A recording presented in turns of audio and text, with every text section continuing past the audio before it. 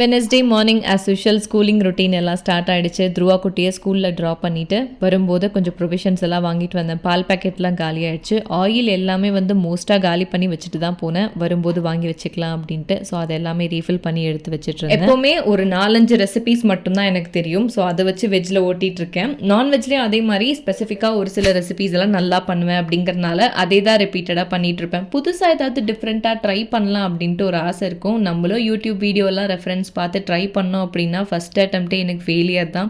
So அதனால் எதுவுமே அவ்வளோ சீக்கிரமாக ட்ரை பண்ணவே மாட்டேன். ஏன்னா எனக்கு எதுனாலுமே ஃபுட் விஷயத்தில் மட்டும் ஃபஸ்ட் டைம் பண்ணும்போது கண்டிப்பாக அதை சொதப்பி. மதிய லஞ்சுக்கு கீரை மசியல் மாதிரி ரெடி பண்ணிவிட்டு சாப்பாடு வச்சிடலாம் அப்படின்னு அதை முடிச்சதுக்கப்புறம் side by side brownie baking baking எல்லாமே இருந்தது. ஒரு 7 kgs கிட்ட ப்ரௌனிஸ் ஆர்டர் வந்திருந்தது. அண்ட் இந்த ப்ரௌனி பார்க்குறதுக்கே கலர்ஃபுல்லாக இருக்குது பார்த்தீங்களா? இது என்னவா இருக்கும் அப்படின்னு கெஸ் பண்ணி கமெண்ட்ஸில் ஷேர் பண்ணுங்கள்.